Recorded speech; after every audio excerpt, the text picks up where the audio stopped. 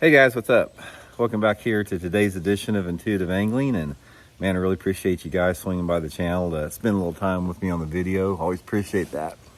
And guys, today got an old time story for y'all. I'm going to tell you about the bass. I caught a bass, a 12-inch bass that probably weighed a pound. It was my last Bassmaster event of the 1986 season, which was my rookie season. If I hadn't caught that 12-inch bass, I would not be sitting here talking to you guys today, and I wouldn't even have been a pro fisherman.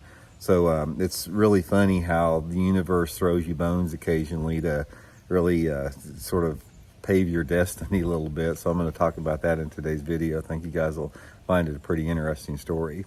Also, guys, just a quick invitation. I don't know if you guys heard me talking about it, but Tackle Warehouse has got a big Labor Day sale going on right now. 15% off on anything on the website, including my Solar Bat RB2 and RB3 series sunglasses there. So if you guys are looking to get some good sales on your tackle, I'll put that link in the description. You guys can go through there and get you some good deals and good way to support the channel at the same time. Really appreciate that.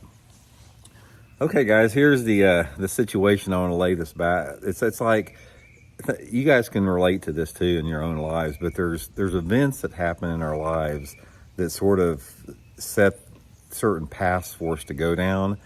And that's one of the most fascinating things in life I've ever seen. It's like there can be such a minor event that occurs, but it completely positions or turns your life on a different path just by one little minor event.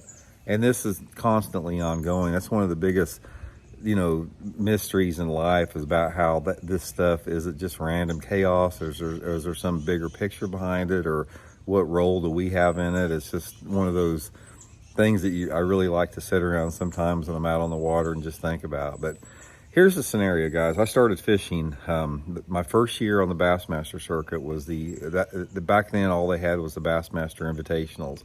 This was 1985, and the way that they used to do it is the Bassmaster circuit had 6 tournaments, and the top 35 at the end of those 6 events went to the Bassmaster Classic, which I still think is the best way to do it. I think that's the purest way to determine who the best are. But back then we had about half of our tournaments in the fall time of the year, and then you had the other half in the spring time of the year. So when I signed up for the 1985-86 Bassmaster season, that was my rookie year. Bassmaster Classic was going to be that summer in 1986, and the first 3 tournaments were in the fall time of the year. The first 3 tournaments were in the spring. So what I had done leading up to this, guys, is that's all I ever wanted to do, was be a pro angler. I mean, from the day one. So I saved up for 3 years by working jobs, part-time jobs, full-time jobs, whatever. I figured I needed a bankroll of about $6,000 in order to do this, because I was still living at home. I was in my early 20s. I was living still at my mom and dad's house. I didn't have any expenses. I was single. So I figured in my own mind, I need to come up with about $6,000 cash in order to be able to bankroll myself for that first year, because I had a boat. And I had a little 4-cylinder Datsun pickup, so I was set to go. So I worked for 3 years to save up this money. Sent my deposits in for the 85-86 season. And to make a long story short, guys, I wound up we had 6 tournaments that year, and I wound up making the money in 5 out of those 6 tournaments in my rookie season. But it came down to the last tournament of the year. Excuse me. The last tournament of the year, I was on bubble for making the Bassmaster Classic. And back then, in the 86 season, you qualified for the Classic by your total amount of pounds that you caught. It wasn't you didn't get points for first place. It was all about the pounds you caught. So you could calculate it pretty much, day by day, what you needed to do good. So going into the last tournament, guys, I was right on the bubble. I think they took the top 35, and going into that tournament, I was like in 31st place, something like that. And this was a tough tournament. Our last tournament was on Lake Chickamauga. This was I think it was late May 1986. And back then, guys, Chickamauga was notoriously brutal tough. It was terrible, very difficult to catch a fish. So everybody knew it wasn't going to take that much to do good. So anyway, the first day of the tournament, this was it was a 3-day tournament. And the first day of the tournament, I think I wound up catching 2 fish, something like that, which Didn't really lose my position any because it was so tough. And then I think the second day, I wound up catching one fish the second day of the tournament, and I'm again right on the bubble because nobody's catching them. So I calculated it up. I was staying with my buddy Randy Mosley. Him and I were traveling together, and we were sitting in the motel room and we were calculating this up and everything. We were figuring it. And anyway, Randy, we calculated it based upon what everybody was catching. And it says, okay, man, you need to catch about 3 pounds of fish tomorrow. If you catch 3 pounds of fish, you'll make the Classic because they take the top 35. So I went out there, and Randy had told me about this. I was struggling in the tournament. I mean, I was sort of like in middle of the pack or something, but I was having a super hard time catching them. So Randy told me he'd been catching some fish in that tournament. I think he actually did pretty good in the tournament. He was fishing a Rapala minnow, which was one of my favorite lures and one of his favorite lures, and he was jerking it down over the shallow grass beds. And he said, you can catch some fish doing that. So here it is that we had like that last day of the tournament. I'm like on pins and needles. I'm so nervous because everything's riding on the Classic. If I don't make the Classic, I'm done. I can't afford to fish the next year. I'm going to have to go back to work full time, and my dream about being a pro angler is going to be done. So I'm fishing there, and about by noon, I've caught 2 little 12-inch fish. So here it is. I know that I've got to catch 3 pounds of fish. If I don't catch 2.5 to 3 pounds of fish, I'm not going to make it. That's just the way it was with the reality of the weight. So I've got about probably a little over an hour, maybe an hour and a half to fish or something. And I remember Randy telling me about that Rapala, which I had caught my second fish on, my second little 12-incher. So I was fishing right there. I remember it vividly. I was up there by the bridge at Chickamauga Lake, and there was this grass bed off a main river flat there. And I threw that Rapala out there. I'm jerking that Rapala down under that grass bed, and I caught one. And I get it in the boat, and it's like I remember swinging it over the side, and it's like, oh man, is that thing going to be 12 inches or not? I'm just not sure. And I put it on the board, and it's like, it was so close. It's like one time I'd measure it and it wouldn't touch, and then the next time, if I barely even touched it's like a membrane of the skin up against the bump board, it just would barely touch that 12-inch, and then I'd flip it over and it wouldn't touch. So it's like one, and I know I had to have that fish. I'm out of time at this point. I'm getting ready to run back to the weigh-in. So I put it in the live well and everything.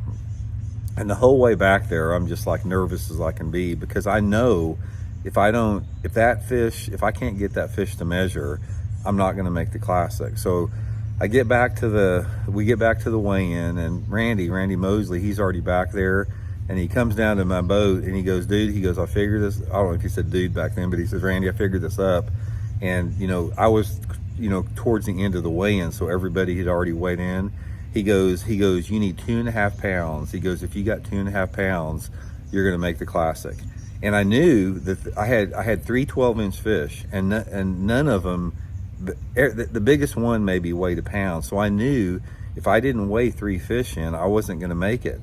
So I put the 2 12-inchers that definitely touched in the bag there, and I put that little 12-incher down there that would, not touch and then touch and not touch, and I put it down there. And it's like, I measured it like, 7 or 8 times. And it's like 5 or 6 times I couldn't get it to measure. It wouldn't touch 12 inches. But then if I positioned it like just perfectly straight, where like a little membrane of skin was touching one, and like you'd fan the tail and there'd be a little membrane of the tail that would occasionally might just barely touch the 12-inch. And I said, I got no choice. I got to try to weigh this in. So I bring up those 3 fish up there to the bump box there, the measuring box, and I have never been so nervous in my life, because I knew that if they measure this fish and if it doesn't go 12 inches, I'm done. My career is done. So I'm literally standing, and Randy's standing right next to me there, and I'm literally standing at this bump box there where they check the fish out, and I'm like I can't even hardly function. I'm so nervous because I know my career is in the hands of that guy measuring those fish there. And the thing about guys that measure fish, some of them are better than others, because some guys up there, they just bump them up there hard. If they don't go 12 inches, they don't work with them much, and they don't really know how to work with the fish. If you know how to measure a fish, you know how to gain like an extra 16th of an inch. But some guys don't know how to do that, and the word of that bump guy is final. So if he's one of those guys that may not know all the tricks about getting a fish to measure, and he just throws it up there, it's not going to work. So he had 3 of the fish out there, and he measured my 2, put them in the bag. He put that little one down there, and he just messed around with it a little bit and threw it in the bag, you know. And I'm like, oh my God, it's like the weight of the world went off my shoulders. And I went up there, and you know, Ray Scott announced it. He goes, Randy Blaukat, such, he goes, weight 3 bass, he's got 3 pounds 1 ounces. So I wound up making the the Bassmaster Classic that year by like 15 ounces. So if I would not have weighed if that little 12 incher would not have you know, been, if I couldn't have weighed that little 12 incher in, and I only had 2 fish, they'd have weighed 2 pounds, I wouldn't have made the Classic. I wouldn't have been sitting here. I would have been done the next year. And I'll never forget that bass, guys. To the day I die, I'll never forget anything surrounding that bass or what it did, because it allowed me to qualify for the Bassmaster Classic. And by qualifying for the Classic, you know, I was able to get some sponsorships out of it.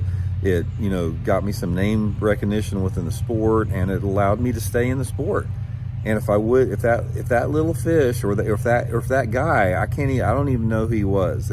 If that guy that was measuring those fish that day, if he would have decided that fish didn't touch, that dude completely, you know, saved my career. And so did that little 12-inch fish. So it's sort of amazing how things happen in life like that. We can all look back and say that, but that was the most memorable fish that if I catch a world record largemouth bass, it won't be as memorable as that little 12-inch at Lake Chickamauga in 1986. So anyway, just wanted to share that story with you guys. We'll talk later. See you.